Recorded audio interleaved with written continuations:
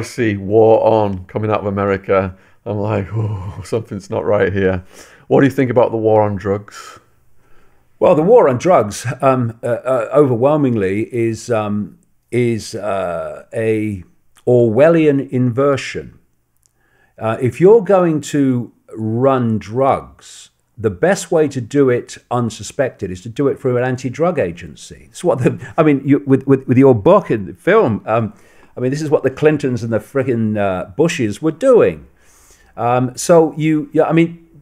George Father George Bush, one of the major drug runners in America, he was having wars on drugs when he was president. And of course, wars on drugs from the Bush's point of view is a war on the competition, right? Bush was exposed by the San Jose Mercury News, a very proper journalist reporter, for putting crack cocaine on the streets of Los Angeles. And by the way, who attacked the reporter more than the rest of the bloody media in America for actually exposing the story? So drugs are used, one, to create enormous amounts of money to spend on this agenda outside of government traceable funds, and also to absolutely destroy human society. Look at the opioid epidemic in America now. It's destroying vast numbers of people. And so they talk about a war on drugs, but what they are doing is making them circulate. Say what you like about the Taliban, and a lot should be said about the Taliban. When they got control of Afghanistan, the poppy fields disappeared. When the American military sent the boys in, they suddenly went to record levels of poppy production. Because I go into this in the trigger. The ISI, the Pakistan military intelligence, which is very close to the CIA, they were running an operation through Afghanistan to get the source of the drugs, make the drugs, and get the drugs into America. Mohammed Attar was almost certainly flying drugs out of the Venice airport, where he's supposed to be learning to fly. According to the Times of India, he was wired $100,000 on the behest of the head of the Pakistan ISI just before 9/11. So, of course, the media, see, he was wired that money because it was for 9/11. Two questions. Why then aren't you arresting the head of the ISI who wired the money if the money was involved in 9/11? Why was that head of the ISI in Washington, D.C. on September the 11th meeting with CIA representatives? And why has nothing ever happened to him? That money wired was to do with the drugs that Attar was involved in. Attar was just put in the wrong place at the wrong time. He wasn't even on the plane, but he was in the right place to be blamed for it. So you mentioned these presidents then, through the CIA Black Ops, coordinating drugs coming into the country, while ramping up the war on drugs themselves. Yeah. The cost of this was mass incarceration, hundreds of thousands of non-violent drug possessors going to prison. At the peak of the war on drugs, you had over 500,000 arrests a year for weed possession. When I was in the jail in Arizona, before I got arrested for prisoners of pedophiles, murderers, rapists, when I got in there, the average arrest was a black kid or a Mexican kid with a little bit of weed getting a 2 to 5 year sentence. Yeah, and what they're doing now, they're pushing legalization of it. Why? Because the corporations taking it over. Corporations are going to take this whole marijuana thing, legalized marijuana thing, and make an industry of it. Because it was made illegal in the first place out of San Francisco, the pharmaceutical societies. They didn't want people growing free medicine in their own backyards. No. So now you still can't grow it in your own backyard, but you can buy it from a corporation. Yeah, and of course they will produce a form which will not be. I mean, even the stuff today, as I understand it, from listening to people who've researched this, it's not the it's not the marijuana of the 60s that people are having now. So the corporations have hijacked it. That's what they do. That's why they've hijacked the food supplement industry and synthesized it. And if it's synthetic, it's frickin' useless. But they sell it in their stores at high prices. Oh yeah, I take this good stuff. I only have natural. No, you're having synthetic. It's not natural. If it was natural, it'd be good. So why would a psychopathic, empathy-free zone like Big Pharma be interested in the well-being of the population, whether it's synthetic food supplements and vitamins or marijuana? They wouldn't. I read the story about this biochemist in the medical profession, and he got prostate cancer. So he's going in to his doctor, and basically he said, your chances of survival, after this treatment, are very low. He had a friend, a hippie out of San Francisco, female, and she said, get on the cannabis oil. And he got on the cannabis oil, and he went back for the x-ray. Cancer was completely gone. I know a story just like that. A friend of mine in Canada, quite a well-known guy. I spoke to him, and he was basically in terrible pain with cancer, in bed.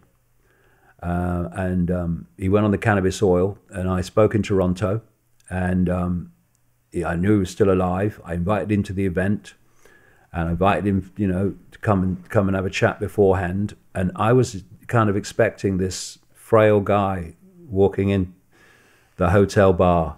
This guy was absolutely healthy as hell. Cannabis oil from late line cancer, and there's so many people who die, so many people who suffer ongoing who don't have to. If only we were allowed to have all information and possibility, instead of only that which we're allowed to see and allowed to access. It breaks my heart that hundreds of thousands of people must have died, maybe even millions, yep, because they couldn't get this free medicine. And all these little kids now that have the seizures, they have multiple seizures, they can go into a coma and die. All the people who've died in the past, they're still getting, some of them still getting denied access to the oil. But now these evil, psychopathic politicians who care mostly about votes, they can't go up against these little sick, dying babies. And that's why, I don't know if you're familiar with the case of Charlotte's Web's cannabis oil. That's been used now in America at the state level, the people voting for it, to get it legalized, at least for medicinal purposes. Yeah, and if you had empathy, you would say, whatever it takes to help this kid. That's what you'd say. You wouldn't say, oh, he breaks this law. Well, the law's freaking nonsense then, isn't it? You would do it. And that's, again, where the absence of love just exposes itself. This is the problem with human society. It's an absence of love. That's it. I heard a song this week. It said, I'd never heard of it before. I think it's quite well known. I don't know much, but I know I love you. Maybe that's all I need to know.